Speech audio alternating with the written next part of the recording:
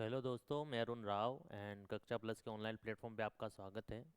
तो आज की जो अपनी क्लास है वो है परसेंटेज पे। मैंने एसएससी सीजीएल 2023 के कुछ क्वेश्चंस लिए इसमें, जो भी इम्पोर्टेंट मुझे लगे वो क्वेश्चन मैंने इसमें लिए हैं। ठीक है। यहाँ से एक ओवरव्यू मिलेगा कि एसएससी में एक्चुअल में क्वेश्चंस पूछे कैसे जाते हैं, और हम उन्हें एग्ज़ाम में जो अप्रोच रहेगी। एक्चुअल में एग्ज़ाम में क्या होता है कि सारे क्वेश्चंस को सोल्व नहीं करना होता। हमें मेन अप्रोच पे ध्यान रखना है कि हमारी अप्रोच क्या रहनी चाहिए। किसी भी क्वेश्चन, कोई क्वेश्चन बिना पेन उठाए भी होने वाला है, और कुछ क्वेश्चंस में कैलकुलेशन बहुत लंबी लंबी है। तो हमें दोनों को ही ध्यान में रख करके फिर क्वेश्चंस को सोल्व करना है। तो इसमें जो मैं क्वेश्चंस करूँगा, हर क्वेश्चन को बेसिक से नहीं बताऊँगा। इसमें एग्ज़ाम अप्रोच, ये समझ लीजिए कि आप एग्ज़ाम में बैठे हो और फिर क्वेश्चंस को सोल्व कर रहे हो, तो वही अप्रोच और वही उसी माइंडसेट से इस क्वेश्चंस को करेंगे अपन। ठीक है। ये मैंने परसेंटेज टॉपिक के क्वेश्चंस लिए हैं। ऐसे ही आगे जो नेक्स्ट वीडियो होंगे, सारे टॉपिक पे जो है डे बाय डे अपने वीडियोस बनाते जाएंगे। ठीक है। तो ये परसेंटेज के हैं, चलिए इनको शुरू करते हैं क्वेश्चन से। यहाँ पर जैसे पहला है कि 280 का x परसेंट इक्वल टू 240 का 15% प्लस 310 का 20% है, तो x का मान क्या है। देखो, मैं एग्जाम में रहूँगा तो ये जो क्वेश्चंस होते हैं ना, सिंप्लीफिकेशन वाले क्वेश्चंस, इनको मैं लास्ट में अटेम्प्ट करता हूँ। लास्ट में अटेम्प्ट करने का मतलब है कि अगर इसमें कैलकुलेशन ऐड भी की है तो लास्ट में अगर मेरे पास टाइम रहेगा तो मैं सोल्व कर लूँगा। ठीक है। और अगर नहीं रहा तो कोई दिक्कत नहीं, अपना टाइम किसी और क्वेश्चन में देंगे। वैसे ही क्वेश्चन देखने में इजी लग रहा है, लेकिन इसको जो है हम करेंगे शॉर्ट मेथड से, यानी डिजिटल सम मेथड से।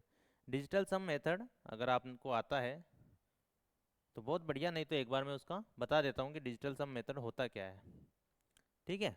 डिजिटल सम मेथड में क्या होता है, डिजिटल सम, जैसे कि कोई भी दो संख्याएं होती है, उनकी आपस में जैसे मल्टीप्लाई करें या उनके साथ कोई भी आप मैथमेटिकल ऑपरेशन करें, तो वही सब हम उनकी संख्याओं के योग के साथ भी कर सकते हैं। जैसे कि मैंने 15 को 35 से मल्टीप्लाई किया तो कितना आ जाएगा, 450 और 75, 525। ठीक है। तो आपको भी ऐसे ही फास्ट कैलकुलेशन करनी है। कितना आ गया, 525। अब आप गौर करना इस बात पर कि इन संख्याओं का योग, यही जो है, जो संक्रिया अपने जो चीज़ें यहाँ पर की है वो इनके अंकों के योग पर भी कर सकते हैं। कि जैसे कि 5 और 6, 5 और 1 6 हो गया, मल्टीप्लाई इनके अंकों का योग 8। तो वो जो इनका मल्टीप्लिकेशन आएगा वो इनके अंकों के योग के बराबर आएगा। जैसे 8 6 48, और अगेन फिर इनके अंकों का योग करेंगे तो 8 4 12, और 12 का कितना हो जाएगा, 3। तो अंकों का योग टोटल 3 हो रहा है, वही यहाँ पे आएगा। 5 2 10, 5 2 7 और 5 12, और 12 का 3। ठीक है, तो हो गया ना बराबर। तो इस तरीके से क्या होता है, ये डिजिटल सम मेथड होता है कि इक्वल के इस तरफ जो भी आपके अंकों का योग है वही इक्वल के उस तरफ भी आएगा। ठीक है। जैसे कि एक एग्जांपल और ले लेते हैं ताकि आपको थोड़ी और इसकी क्लियरिटी मिलेगी। ठीक है। दो तीन चीज़ों से आज मैं क्लास वैसे बहुत स्लो चलेगी, क्योंकि मैं हर एक कॉन्सेप्ट को क्लियर करते हुए चलूँगा, लेकिन जो क्वेश्चंस करेंगे उनकी अप्रोचेस अपनी एग्ज़ाम ओरिएंटेड रहेगी। ठीक है। जैसे कि मैं एक एग्जांपल और लेता हूँ। ये स्पीड में स्लो इसलिए रख रहा हूँ ताकि आप कॉन्सेप्ट को अच्छे से समझे। जिसने डिजिटल सम मेथड नहीं समझा है, जिसने नहीं पढ़ रखा है, वो समझे। ठीक है। अब जैसे कि मान लो मैंने 75 को 12 से मल्टीप्लाई किया तो कितना आ जाएगा, 75 को 12 से मल्टीप्लाई करने का मतलब है 750। 10 से मल्टीप्लाई किया 750 आया, और 75 दूना 150 हो गया। 750 और 150 कितना हो जाएगा, 900। ठीक है। तो यहाँ पर डिजिटल सम कितना आ रहा है, यहाँ पे डिजिटल सम कितना आ रहा है, 7 5 12 3 मल्टीप्लाई में 3 कितना आ रहा है, 9। और वो यहाँ पे आप चेक कर लो, यहाँ पर भी 9 आ रहा है। तो मतलब इक्वल की इस साइड भी डिजिटल सम बराबर है और इस साइड भी डिजिटल सम बराबर है। ठीक है। अब ये जो डिजिटल सम वाली जो कॉन्सेप्ट है ये हम क्वेश्चंस में अप्लाई करेंगे। ठीक है। तो पहले आइए इस क्वेश्चंस में अप्लाई करते हैं। तो पहले मैं इस क्वेश्चन को एक बार बेसिक से बताता हूँ, और फिर जो इसको एग्जाम में शॉर्ट अप्रोच से करेंगे वो मैं आपको बताऊंगा। तो पहले करते हैं इसको बेसिक से, और बेसिक से भी मैं देखो हर एक कैलकुलेशन को बहुत ही शॉर्ट वे में करूंगा, और जो भी मतलब क्या बोलते हैं स्टेप्स हो गए वो आधे स्टेप्स दिमाग में करूंगा, ताकि आपका माइंड जो है उसी हिसाब से ट्रेंड हो कि आप एग्जाम में भी उसी तरीके से सोचें। ठीक है, जैसे कि यहाँ पर है 280 का x% इक्वल टू 240 का 15%। तो 240 का 10% कितना होता है 24, 24 और 5% कितना हो गया 36, तो इसको मैंने लिखा 36, प्लस 310 का 20%, 310 का 10% 31 होता है, 20% कितना होगा 62। इनको ऐड किया 6 3 90, 90 और 8 98। तो x% कितना आ जाएगा 280 नीचे चला जाएगा, 14 से मैंने कट किया, 14 70, 14 दूना 28, और 7/20 कितना होता है 35%। ठीक है, तो ये अपना आंसर आ गया ए। एक्स की वैल्यू कितनी आ गई 35%, आंसर ए आ गया। अब आता है कि इस क्वेश्चन को सर दूसरे मेथड से कैसे करेंगे। तो ये तो नॉर्मल बेसिक सभी करेंगे इस तरह से, हम इनको करेंगे डिजिटल सम मेथड से। तो मैं वापस इसको लिखता हूँ 280 गुना x% प्लस 15 गुना 240, ठीक है ना, 15% 240 का प्लस 310 का 20%। तो यहाँ पर डिजिटल सम कितना आ रहा है 8 2 10, 10 का मतलब 1, यहाँ पे डिजिटल सम आ गया 1 गुणा x। यहाँ पे कितना आ रहा है 6 इसका है, 6 इसका है, 6 चंग 36 9, और 9 को हम मानते या तो 9 लिख लो या 0 लिख लो, मैंने 0 लिख देता हूँ, प्लस 3 1 4, 4 दूना 8 या 8। तो x इक्वल टू कितना आ गया 8, यानी कि x के अंकों का योग जो होगा ना वो 8 होगा। तो कौन से ऑप्शन का अंकों का योग 8 है वो अपना आंसर आ जाएगा, 5 3 8, ये अपना आंसर हो सकता है। बाकी किसी भी अंकों का योग जो है 8 नहीं है। तो ये हो गया डिजिटल सम मेथड। तो हमने विदाउट कोई कैलकुलेशन किए हमने डिजिटल सम मेथड से इस क्वेश्चन को उड़ा दिया है। अब आते हैं नेक्स्ट पे। तो देखो भाई नेक्स्ट क्वेश्चन क्या है, अब इसको कैसे करेंगे। तो इसको भी आप या तो डिजिटल सम मेथड से करो या वैसे कैलकुलेशन करो। तो मैं किससे प्रीफर करूँगा डिजिटल सम मेथड से। ठीक है, 5 3 8, 11 का 2 हो गया, 8 दूना 16, 16 का 7 हो गया, माइनस ये 7, 7x, प्लस 3 चौक 12 का 3 हो गया, इक्वल टू 5 हो गया यहाँ पर डिजिटल सम। ओके, अब कितना हो जाएगा 7 3 10 -5, ये 5 इधर आ जाएगा और ये 7x ऊपर चला जाएगा, उधर चला जाएगा, 5 equal to 7x, x equal to 5/7। अब जब अपोन में 7 रहे तो हमें नीचे 0 बनाने की ज़रूरत है। तो 7 को किससे मल्टीप्लाई करें कि उनके अंकों का योग 1 बन जाए। ठीक है, 0 नहीं 1 बनाना है। तो इसको 4 से मल्टीप्लाई करेंगे ऊपर और नीचे। तो 7 चौक 28 होता है, और 28 के अंकों का योग कितना हो जाएगा 1। भाई 10 हो रहा है तो 10 का 1 हो गया, तो हमें 1 बनाने की कोशिश करनी है। और 5 चौक 20, तो ये तो कितना हो जाएगा 20, 20 का 2 हो गया और इसका 1 हो गया। तो अंकों का योग कितना आना चाहिए 2।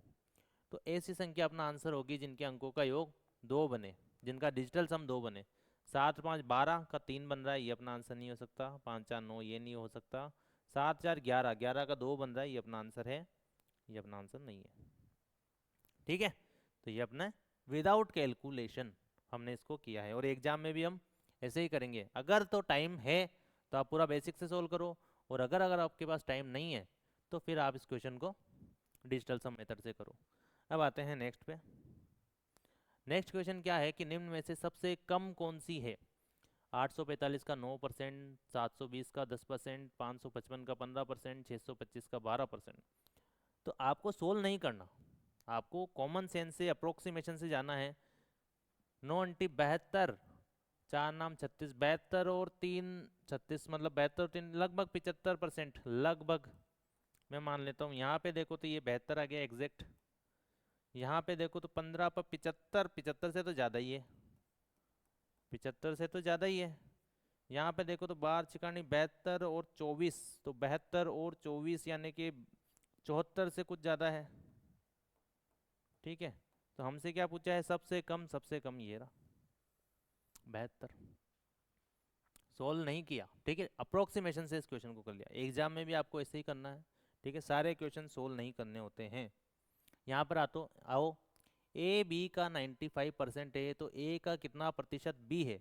देखो आप जो फोकस करो, आप जो देखो, आपको जो चीज़ें ऑब्जर्व करनी है वो यही ऑब्जर्व करनी है कि हम मेथड, हमारी अप्रोच क्या है। ठीक है, इस क्वेश्चन को करने के सोल्व आप कर दोगे, कोई रॉकेट साइंस नहीं है, कोई हार्ड क्वेश्चन नहीं है ये, लेकिन किस अप्रोच से करते हो वो ज़्यादा मैटर करता है। ठीक है, तो ए बी का 90% है, ए जो है बी का 95% है। ठीक है, 19/20। ठीक है, तो क्या पूछ रहा है, ए की वैल्यू कितनी आ जाएगी, बी की वैल्यू कितनी आ जाएगी। ए की वैल्यू 19 आ गई और बी की वैल्यू 20 आ गई। ठीक है, अब ये क्या कह रहा है कि ए का कितना प्रतिशत बी है, यानी कि ए का कितना प्रतिशत बी है, ए का कितना प्रतिशत, ए से कंपेरिजन कर रहा है, ए नीचे आएगा 19 और बी उसका कितना प्रतिशत है। ठीक है, तो एक बार तो भाग जाएगा नहीं, 100% तो होगा ही, 100% से ज़्यादा होगा, 100% तो है ही, 100% से ज़्यादा होगा। कितना ज़्यादा है, 1/19, और 1/19 की फ्रैक्शन वैल्यू जो होती है वो 5 सही 5/19 होती है, तो यानी कितना हो जाएगा, 105, 5/19%, बस, सीधा सा। ठीक है, वरना आप क्या कर सकते थे, यहाँ पे सीधा ही देख लो ना, एक बार एक से बड़ा है, सारे ऑप्शन एक से बड़े हैं। 19 की फ्रैक्शन, 1/19 की फ्रैक्शन वैल्यू 5 से 5/19% होती है, ये सी अपना आंसर आ जाएगा। चलो अब आते हैं नेक्स्ट क्वेश्चन पे। एक कारखाने में पुरुष श्रमिकों की संख्या, ये सब प्रीवियस ईयर में पूछे गए क्वेश्चन है। ठीक है, वही इसी तरीके से क्वेश्चन पूछेंगे, तो ये आपको ध्यान में रखना है कि एक्चुअल में सीजीएल में पूछते कैसे हैं क्वेश्चन। ठीक है, ये सीजीएल 2023 की क्वेश्चन है। पुरुष श्रमिकों की संख्या 48%, महिला श्रमिकों की संख्या के 2/3 के बराबर है, तो कारखाने में पुरुषों की संख्या का महिलाओं की संख्या से अनुपात क्या है। ठीक है, तो क्या करें, ऑप्शन से जाएं या कैसे करें। तो मैं ऑप्शन से अगर जाता हूं तो मैं क्या करूंगा, 25 का 48% ये हो गया,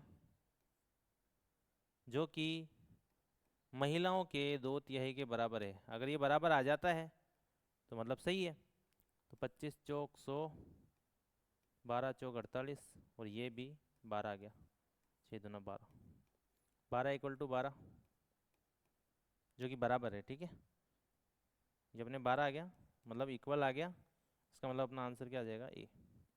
क्या सोल्व किया, जी नहीं, हमने तो इसको सोल्व किया ही नहीं है। ठीक है, देखिए बी का, महिला का 1/3 कर रहे हैं, तो दिमाग में से लगाओ कि यार 1/3 कर रहे हैं, 2/3 कर रहे हैं, तो 3 का मल्टीपल कोई होगा जब भी तो उसका 2/3 करेंगे। तो यहाँ से भी देख लो, ये दो ऑप्शन तो क्लियर हो जाएंगे। आपको चेक भी करने हैं, तो कौन से ऑप्शन चेक करने हैं वो भी आपको दिमाग में रखना चाहिए, कि हम चेक करेंगे तो हम ये दोनों तो नहीं चेक करेंगे, ये दोनों करेंगे। अब इसमें भी ये है कि 25/18 एक है और 18/25 एक है, तो जब ऐसे आपको इस तरीके से, तो वहाँ उस केस में गलती होने की संभावना ज़्यादा रहती है, क्योंकि क्वेश्चन में कुछ माइनर सा चेंज कर देते हैं। तो जब इस केस में, जब दो ऑप्शन में आप फंस रहे होते हो, ये 25/18 है, ये 18/25 है, तो इस केस में आपको वापस से एक बार क्वेश्चंस को पढ़ो कि पूछा क्या है, पुरुषों की संख्या का महिलाओं की संख्या से अनुपात। तो ये पुरुषों की संख्या है 25 और 18 महिलाओं की संख्या है। ठीक है, अब आते हैं नेक्स्ट पे। एक स्कूल में गणित, अंग्रेजी और रसायन विज्ञान की सीटों का अनुपात ये है, और इनको इस अनुपात में इनकी वृद्धि हुई है, तो बढ़ी हुई सीटों की अनुपात 6:4:7 का रेशियो है। इसको मैं बताऊंगा वेटेज एवरेज से। इसमें 20% की वृद्धि हुई है, इसमें चौ मतलब 20% की वृद्धि हुई है। देखो ये जो है ना, इसमें 20% की वृद्धि हुई, मतलब ये संख्या 120% हो गई अपना। इसमें 40% का मतलब ये 114% हो गई है। इसमें 60% का मतलब ये हो गई 160% वृद्धि होने के बाद। ठीक है, तो यहाँ पे देखो 14 है, मतलब बीच में वाली संख्या में 7 रहेगा, इसमें नहीं है, इसमें नहीं है, 2 में है, लास्ट वाली में भी 7 है, 7 का 160 निकालेंगे, इसमें भी 7 है, तो कौन सी संख्या में लास्ट में भी 7 है, इन दोनों में से, तो इसमें 7 है, ये अपना आंसर आ जाएगा। ठीक है, 7 कटेगा नहीं क्योंकि यहाँ पे 7 नहीं है, तो बस ऐसे ही करना है। देखो सोल्व कराना कोई रॉकेट साइंस नहीं है, मेरा मेन मोटो जो है आपको अप्रोचेस बताना है कि आप क्वेश्चन को एग्जाम में किस तरीके से टेकल करें। ठीक है, ये इसका अनुपात निकालोगे डायरेक्ट, ये आपके अनुपात आ जाएगा। लेकिन ये जो स्टेप मैं लिख रहा हूँ इसमें टाइम भी तो किल हो रहा है, और एग्जाम में टाइम ही सेव करना है, तो हम जब अपना ये आंसर सिर्फ इतना सा ऑब्जर्व करने से ही अपन आंसर तक पहुँच रहे हैं, तो हम इसको सोल्व क्यों ही करें फिर। ठीक है, तो हम इसको सोल्व नहीं करेंगे, हम ऐसे ही करेंगे। अब आते हैं नेक्स्ट पे कि ए बी सी, ये इनके 75% अंक इसी स्पीड से पढ़ना है। फटाफट से ए बी ये भारांक दे दिया, तो भारांक का अनुपात निकाल लो। भारांक का अनुपात क्या है, 40%, 50%, 10%। सीधा दिमाग में आप निकालो, 4, 5 और 1, ये अनुपात आ गया इनका। अब मैं इनको 40, 50, 10 लिख करके फिर 0 0 नहीं कट कर रहा, मैं डायरेक्ट लिख रहा हूँ, तो एग्जाम में भी डायरेक्ट लिखना है। इसको 75% अंक मिले, ठीक है, इसको 80% अंक मिले, ठीक है, और इसको कितने मिले, 60% अंक। तो आप यहाँ पर क्या करो कि जो सबसे छोटी वाला है, छोटा वाला है 60%, में इसी को मान लेता हूँ, 60% मैंने मान लिया, प्लस 60% मान लिया। ये 60 से कितना ज़्यादा है, 20, 20 ज़्यादा है, तो 20 पंजे 100, 100 ज़्यादा हो गया, प्लस ये कितना ज़्यादा है, 15, 15 चौक 60, 60 अपॉन में टोटल, टोटल कितना है 10, 10, तो 60 प्लस 160/10, 16, कितना आ गया, 76%। बस इतना ही आसान क्वेश्चन है। ठीक है, स्टेप जितना कम लिखोगे उतना ही ज़्यादा आपके लिए बेनिफिशियल रहेगा, तो कम स्टेप लिखने हैं। ठीक है, यहाँ पे आते हैं अपन। मोहन की आय में 30% की वृद्धि होती है, उसकी आय में 30%, पहले 30% बढ़ रही है, फिर 30% घट रही है। इस तरह से सक्सेसिव में एक ही संख्या अगर बढ़ती है घटती है, तो उसका जो फॉर्मूला होता है वो x² / 100 होता है, और ये कमी होती है, ये क्या होती है, कमी होती है। ठीक है, तो x² यानी 30 का स्क्वायर अपॉन 100, 9% की कमी, ये आंसर आ जाएगा। ठीक है, ये आसान क्वेश्चन था। अब आते हैं 30% की दो क्रमिक वृद्धि, सक्सेसिव में 30% की दो क्रमिक वृद्धि, 30, 30, 60 और 30 का स्क्वायर।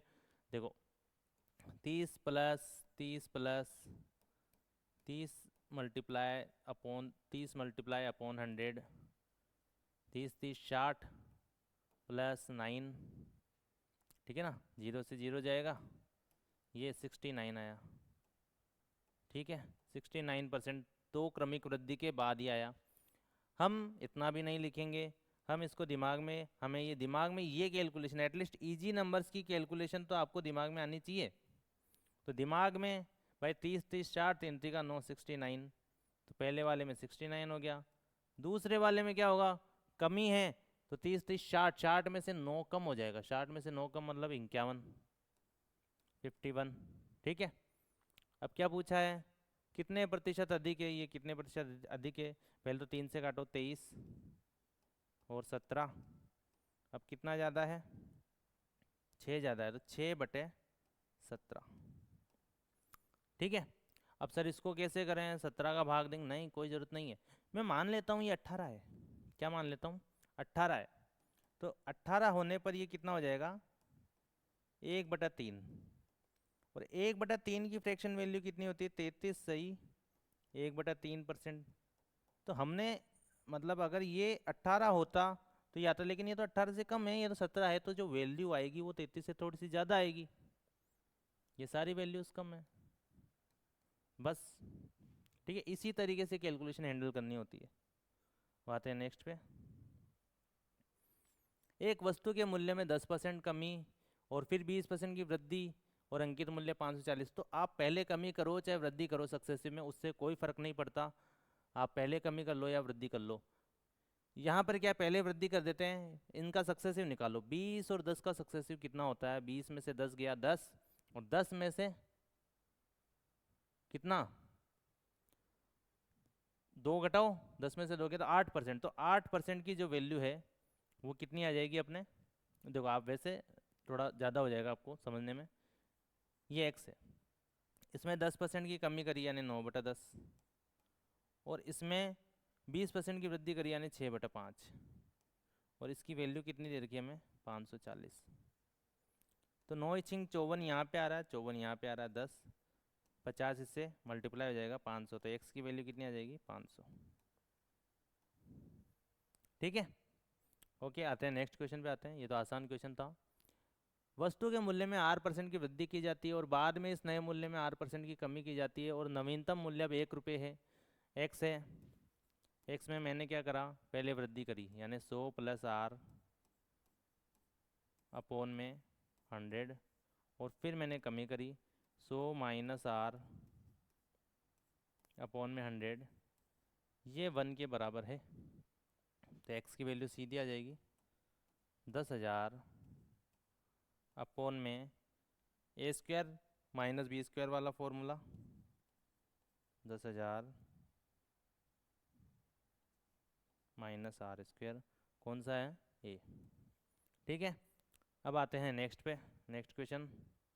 एक परीक्षा में उत्तीर्ण प्रतिशत 35% थे, 210 अंक प्राप्त करने वाले एक छात्र 14 अंकों से अनुत्तीर्ण हो जाता है, तो परीक्षा के अधिकतम अंक क्या है।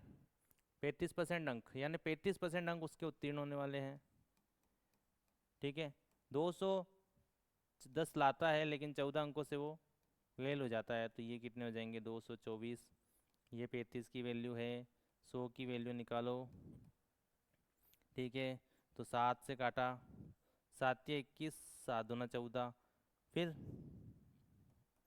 5 बचा, इसमें 5 से इसको काटा, 32 दूना 64, 640 अपने आंसर आ जाएगा, ये आंसर आ गया। ठीक है, अब आते हैं नेक्स्ट पे। जॉन को एक परीक्षा में 20% अंक प्राप्त हुए और वह 10 अंकों से अनुत्तीर्ण हो गया, उसी परीक्षा में जैक को 35 अंक प्राप्त हुए और वह न्यूनतम उत्तीर्ण अंकों से 20 अंक अधिक। मैंने आपको बताया था डिफरेंस जो होता है वो इन दोनों अंकों के डिफरेंस के बराबर होता है। डिफरेंस अपने 15% का है, जो कि इक्वल है किसके, इन दोनों के योग के, मतलब यहाँ पे अनुत्तीर्ण हुआ है, यहाँ पे उत्तीर्ण हुआ है, तो गैप बड़ा है, तो कितना हो जाएगा 30। ठीक है, और हमसे क्या पूछा, उत्तीर्ण होने के लिए आवश्यक अंक, यानी 20% अंक तो उसके होंगे ही। अब 10 अंक और, तो 10 अंक, 30 की वैल्यू 15% है, तो 10 अंकों की कितनी हो जाएगी 5% हो जाएगी। ठीक है ना, तो 20% अंक तो उसको मिल ही रहते, 10 अंक और मिल जाए तो पास हो जाएगा, ये उत्तीर्ण अंक हो जाएंगे। यानी 20% प्लस 10 अंक, और 10 अंक की वैल्यू कितनी 5%, यानी 25% आंसर। ठीक है, बस इसी तरीके से स्टेप बहुत कम लिखूंगा, आपको भी बहुत कम स्टेप लिखनी है एग्जाम में। ठीक है, अब आते हैं नेक्स्ट क्वेश्चन पे। ये मैंने आपको वेटेड एवरेज वाला इस क्वेश्चन को करने का तरीका बताया था कि कैसे करना है एग्जाम में। ठीक है, तो आपने अगर इसकी वीडियो नहीं देखी तो आए हुए इनकम एक्सपेंडिचर वेटेड एवरेज से कैसे करें उसकी मैंने वीडियो बना रखी है, परसेंटेज की पर्टिकुलर। पहले वो वीडियो देखिए, अच्छे से समझिए कॉन्सेप्ट को, उसके बाद जो है आपको ये क्वेश्चन बहुत आसान लगेगा। ठीक है, तो इसमें हमें करना क्या होता है, इनकम एक्सपेंडिचर के जब भी इस तरीके के सवाल आते हैं तो हमें सबसे पहले रेशो निकालना होता है। 45,000 की आय है उसकी, खर्च कितना करता है 33,000, तो बचाता कितना होगा 7 जोड़ो, इसमें 40 बनाओ, फिर उसमें 5 जोड़ो 12 बनाओ, 7 5 12,000। ठीक है ना, ऐसे। अब इसको कट कर दो, ये कट किया, 3 से और जा रहा है, 15 11 + 4, ये बन गया क्या इसका रेशियो। अब जितना चेंज करने को बोल रहा है उसको इससे मल्टीप्लाई कर दो, बस और कुछ भी नहीं करना। अब क्या बोल रहा है, व्यय में, व्यय 33,000 है, आय में 20% की वृद्धि, तो मैं 20 को मल्टीप्लाई करूंगा इससे, क्या, तो 20 से मल्टीप्लाई करा कितना आ गया 300 इक्वल टू व्यय में 12% की वृद्धि, तो इसमें 12% यानी 12 इंटू 11 132, और इसमें x%, ये 4x आ जाएगा। ठीक है, 300 में से 132 गए तो कितना बचेगा भाई? यहाँ पे इसमें 12% की वृद्धि की है, इसमें 20% की वृद्धि की है, ठीक है ना। तो अब इसमें से ये घटाओ, तो 32 64, देखो इसमें से ऐसे घटा दो आप, 200 में तो ये गए 100 और ये 64, ठीक है। और इसमें भाग दो किसका, 4 का, ये x की वैल्यू आ जाएगी, ठीक है। कहीं कुछ गड़बड़ करेगा, ये 8 आएगा यहाँ पे, ठीक है। तो कितनी बार जा रहा है, 42, आंसर कितना आ जाएगा, 42%, ठीक है। ओके, अब आते हैं नेक्स्ट पे। मासिक आय खर्च, अगले वर्ष की आय 16%, खर्च उतना, बचत में परसेंट वृद्धि। अगेन मैंने आपको बताया है करना क्या है, रेशियो निकालना है, और कुछ भी नहीं करना, ठीक है, वेरी सिंपल। 80,000 45,000 खर्च करता है, 80,000 है, 45,000 खर्च करता है, तो बचाता कितना होगा, 35,000। फिर रेशियो निकालो, 5 से काटा 16, 9 और 7, ये रेशियो निकल गया। अब अगले वर्ष की आय में 16% बढ़ी, इसको 16% बढ़ा दिया, कितनी हो गई, 256। मल्टीप्लाई कर रहा हूँ सीधा, ठीक है। यहाँ पर खर्च 8% बढ़ा, 9 × 72, और ये 7x, ठीक है। अब घटाओ इसमें से 4, 25 में से 7 गए तो 18 इक्वल टू 7x, तो ये 7 का भाग देंगे, ये x की वैल्यू आ जाएगी। कितना बार जाएगा, 7 दूनी 14, 7 छिंग 42, 26 पॉइंट कुछ आएगा। बस इतना ही देखूंगा और सीधा आंसर क्लिक कर दूंगा, यहाँ पे इसको आगे सोल्व करने की नीड नहीं है, बस इतना ही है, ठीक है। अब आते हैं नेक्स्ट पे। मासिक आय व्यय का अनुपात दे रखा है, 20% की वृद्धि, व्यय में 30% की वृद्धि, मासिक बचत में, तो ये रेशियो क्या हो जाएगा, आय 8 है, खर्च 5 है, तो बचत कितनी होगी, 3। आय में 20% की वृद्धि यानी कि 160, इसको 20 से मल्टीप्लाई कर रहा हूँ मैं, 20% की वृद्धि मतलब मैं डायरेक्ट रेशियो से मल्टीप्लाई कर रहा हूँ इसको, तो 160 प्लस व्यय 5 है, तो व्यय में 30% की वृद्धि 150 प्लस 3x, तो x कितना आ जाएगा, 10/3, जो कि 3 सही, 1/3 की वृद्धि, आपका सीधा आंसर आ गया, ठीक है। अब आते हैं नेक्स्ट क्वेश्चन पे। 90,000 की पूरी आय पर 30% की दर से भुगतान करती है रितिका, जो है वो वाई की अपनी पूरी आय पर 40% की दर से, और टोटल। तो जब भी आपके सामने इस तरीके का सवाल आए कि दो जनों की बात कर रहे हो और उनकी संयुक्त रेशियो की बात कर रही हो, उनके संयुक्त परसेंटेज की बात कर रहे हो, तो हम उस क्वेश्चन को कैसे करते हैं, एलिगेशन मेथड से, ठीक है।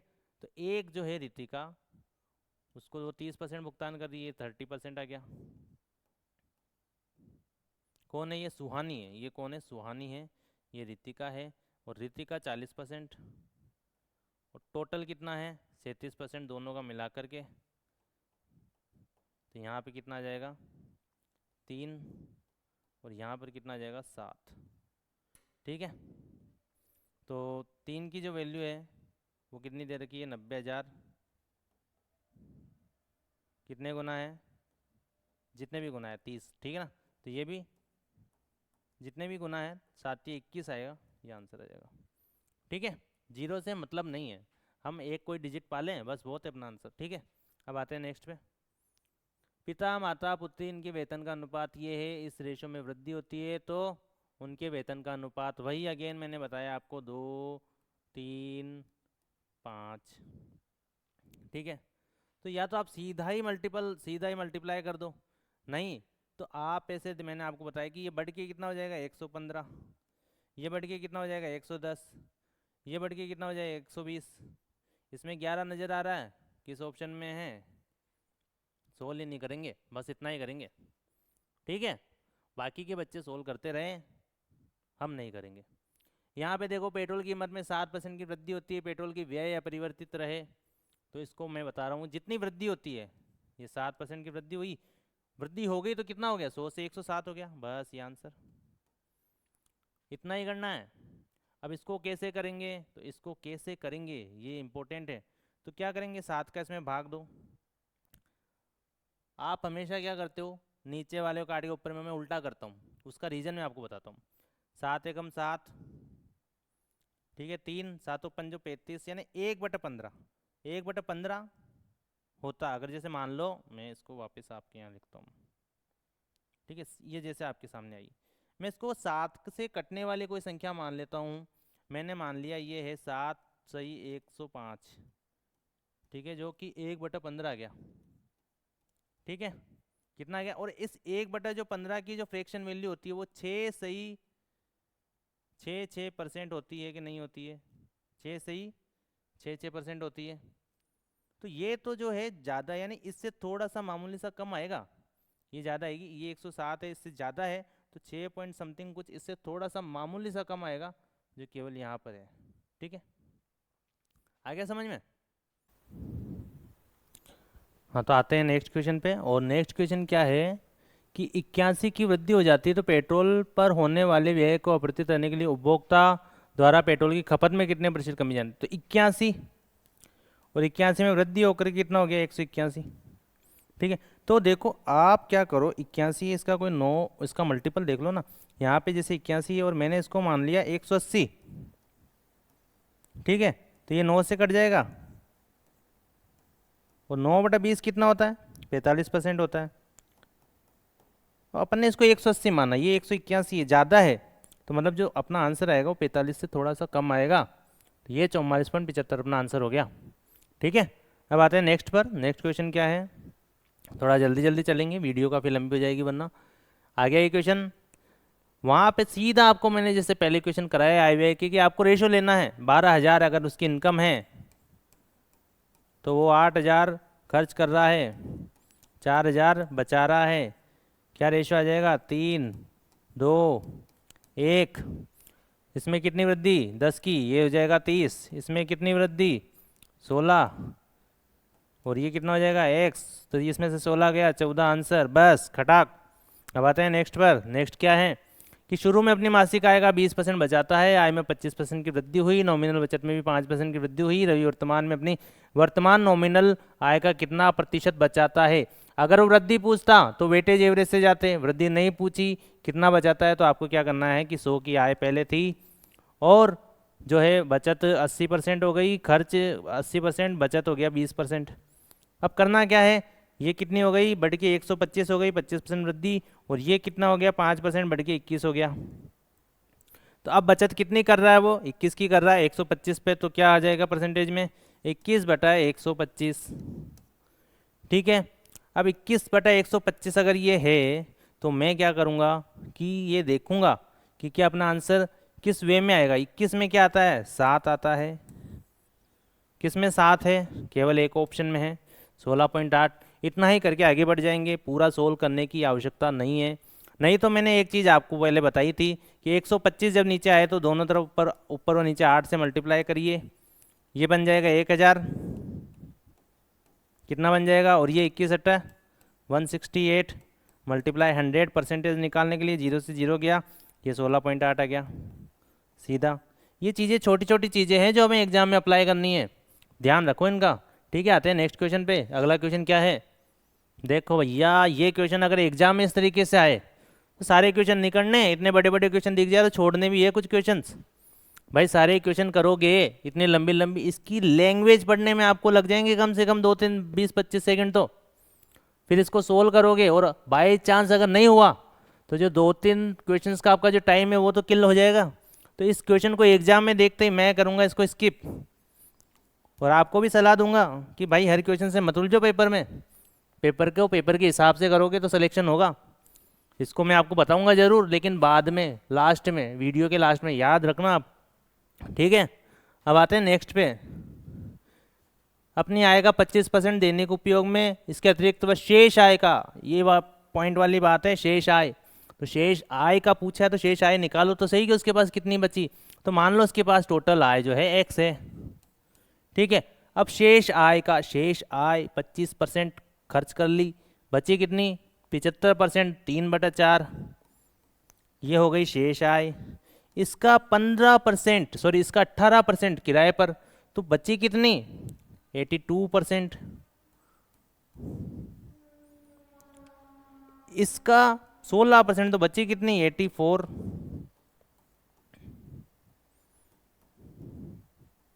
861। ठीक है, तो यहाँ पे कितनी बार जाएगा देखेंगे।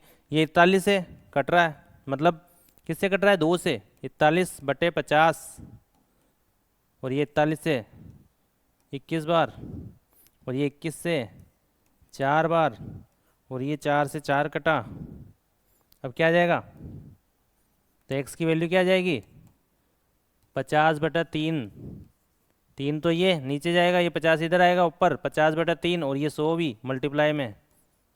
और 50/3 कितना होता है, 16.66% इंटू में 100, तो कितना हो जाएगा, 1666।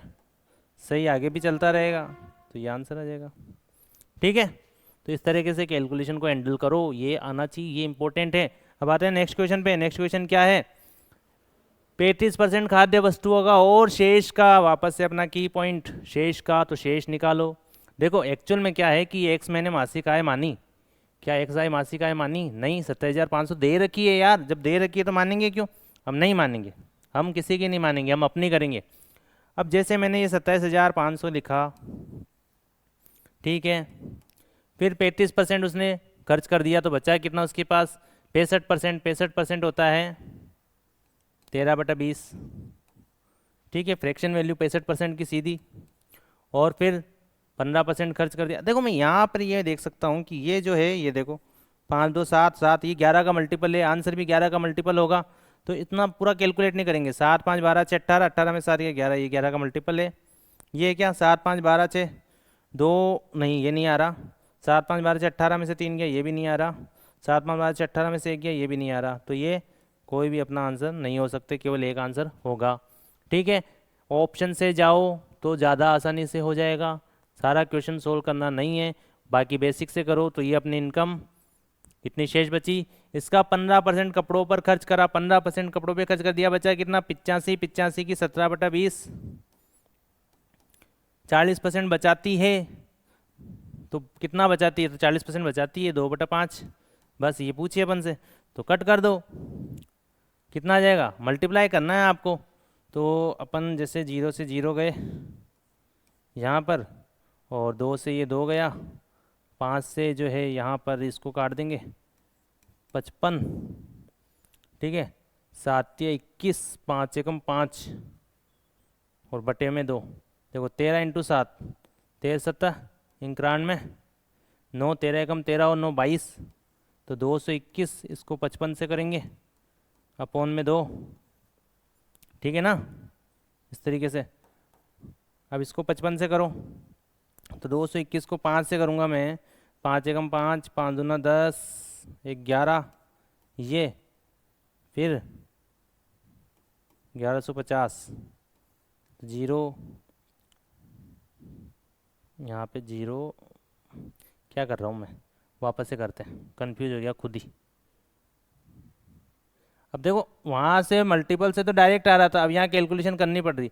तो जब इस केस में आप ये देखो कि इसको मैं लिख सकता हूँ 11 × 5, ठीक है, इसको मैं लिख देता हूँ 11 × 5। तो पहले 11 से मल्टीप्लाई कर दो, तो 11 से मल्टीप्लाई 1, 11 एकम 11 है ना, फिर 11 दूना 22 रे 1 23, फिर 11 दूना 22 और 2 24, फिर इसको 5 से मल्टीप्लाई करो, 5 एकम 5, 5 तिया 15, हासिल की 1, 24 पंजे 120, 121। अब इसमें 2 का भाग दो, 2 छिंग 12, 0, 2 7 14, 2 7 14, ये आ गया।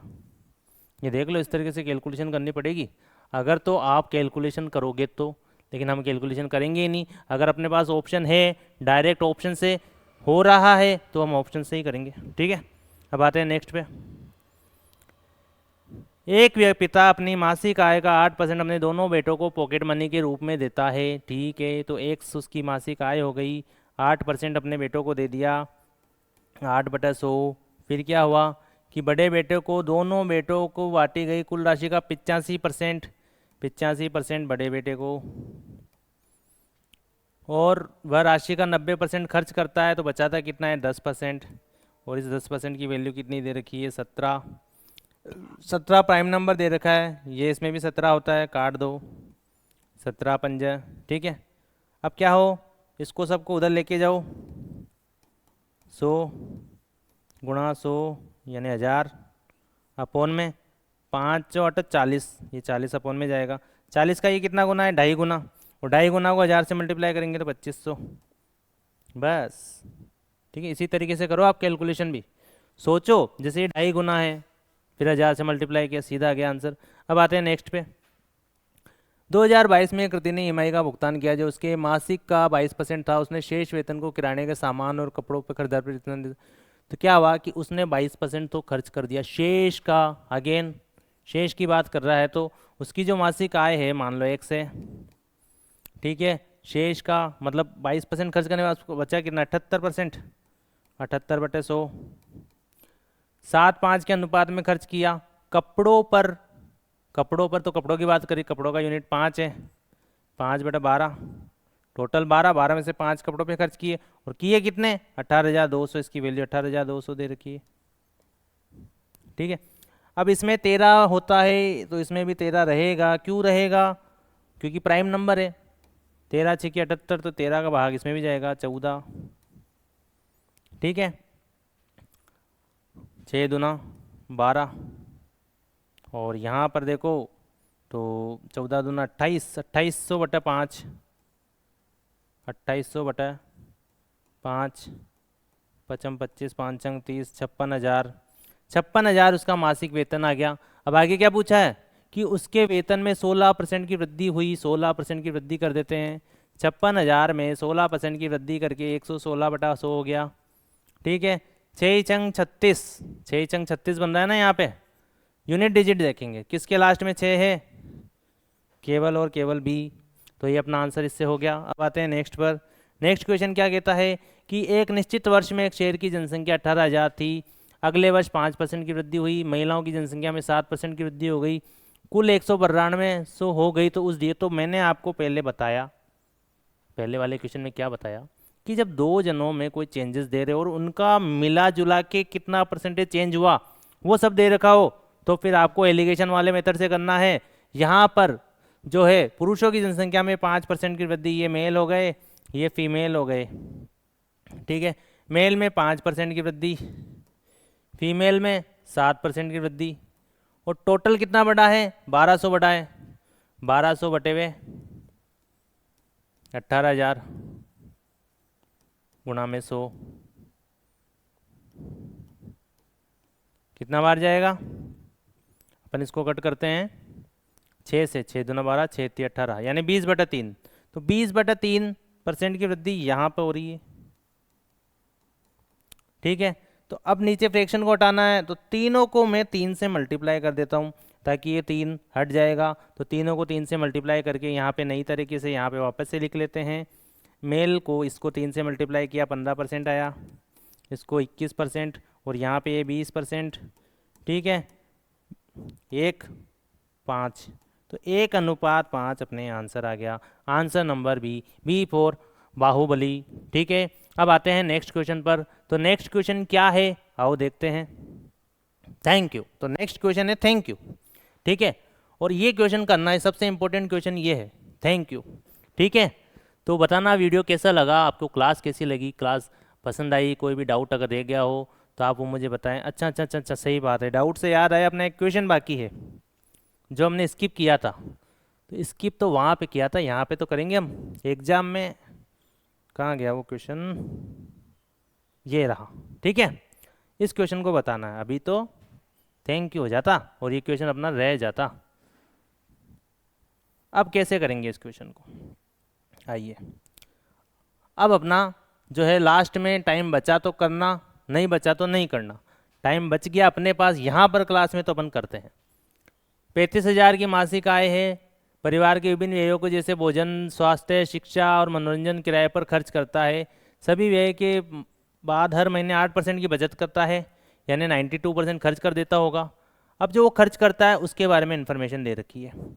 ठीक है, तो ये उसका खर्च मान लो, कुछ भी उसको खर्च किया हो, अपन को उससे क्या है, लेकिन उसने जो खर्च किया है वो किस तरीके से किया है वो हम देखते हैं। ठीक है, उसने खर्च किस किस पे किया है, उसने भोजन पे खर्च किया है, फूड पे खर्च किया है, उसने हेल्थ पर खर्च किया है, उसने एजुकेशन पर खर्च किया है, और किस पर खर्च किया है, मनोरंजन पर यानी एंटरटेनमेंट पे खर्च किया है, इसको एंटरटेनमेंट लिख देते हैं, और किराए पर यानी रेंट पर खर्च किया है। ठीक है, अब किस तरीके से खर्च किया है वो देखो। तो स्वास्थ्य पर भोजन की तुलना में 50% अधिक, 50% यानी 1/2, यानी भोजन पे 2 कर रहा है तो हेल्थ पर कितना करेगा 3, तो भोजन पे अगर वो 2 कर रहा है तो हेल्थ पे 3 करेगा। चलो आगे क्या बोल रहा है, जबकि भोजन पर व्यय मनोरंजन के व्यय का 3 गुना है।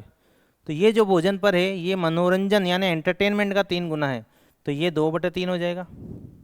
तभी तो इसका 3 गुना करेंगे तो 2 आएगा, ये 2 है, ये 2/3 है। चलो नेक्स्ट, वहीं स्वास्थ्य पर होने वाला व्यय शिक्षा पर होने वाले व्यय का आधा है, यानी स्वास्थ्य पर 3 हो रहा है, शिक्षा पे जो व्यय हो रहा है उसका आधा है, यानी ये 3 है तो ये 6 हो गया। अब आते हैं नेक्स्ट, किराए पर व्यय भोजन स्वास्थ्य शिक्षा पर संयुक्त व्यय का 1/3 है। भोजन स्वास्थ्य शिक्षा का टोटल कितना हो गया, 6 3 9 2 11, 11 का 1/3 रेंट पर है। ये लो जा, ये साफ अपने क्या आ गया, इसका अनुपात आ गया। इनका अनुपात निकालेंगे, और अनुपात निकालना मैंने आपको बताया है, जब फ्रैक्शन में हो तो सबको 3 से मल्टीप्लाई कर दो। 3 से मल्टीप्लाई कराइए, यहाँ पे 6 यूनिट हो जाएगा, ये यहाँ पे 9 यूनिट हो जाएगा, ये यहाँ पे 18 यूनिट हो जाएगा, ये यहाँ पे 2, ये यहाँ पे 11 यूनिट। अब मैं यहाँ पे देखो, हमसे पूछा क्या है कि शिक्षा पर कितना व्यय किया है। शिक्षा कहाँ पर है, यहाँ पर। शिक्षा जब यहाँ पर है और ये 18 है तो प्रोबेबिलिटी है, तो उम्मीद है कि अपने आंसर में 9 होगा। ये अपना आंसर। अगर कम टाइम है तो, वैसे तो इतने में इसमें भी टाइम लग रहा है, लेकिन यहाँ से मूव करके हम डायरेक्ट आंसर टिक करेंगे अगर हम तुक्का मार रहे हैं तो। बाकी इसको आगे सोल्व करते, क्या पता ये 18,000 कट जाए। ठीक है, चलो अब देखते हैं टोटल कितना है। तो टोटल निकालो, 18 2 20, 31, 31 9 40, 46, 46 है ना। ठीक है 46 है, लेकिन टोटल से क्या मतलब है, हमें तो क्या दिया है कि 35,000, 35,000 में 92% वो खर्च कर रहा है ना, और इसी 92% जो वो खर्च कर रहा है, इसी की जो एक्चुअल में दिया क्या है, इसी का जो 18 यूनिट है, मतलब ये वो उसका खर्च है। ठीक है, और ये जो वैल्यू है ये कितनी यूनिट की है, 9 और 6 15, 15 और 18 33, 33 से 2 35, 35 और 11 46। तो ये जो वैल्यू है 46 की, और हमसे क्या पूछा है 11 वो 18 की वैल्यू। ठीक है, तो यहाँ पे देखो 46 दूना, ठीक है 18 दूना 36, 36 इंटू 35, 36 इंटू 35 कितना हो जाएगा 36। 35 को मैं लिख देता हूँ 7/2, ठीक है ना, 35 को 7/2, 70 का आधा। ठीक है, और मल्टीप्लाई में 36 हो रहा है, तो 9 7 9 63,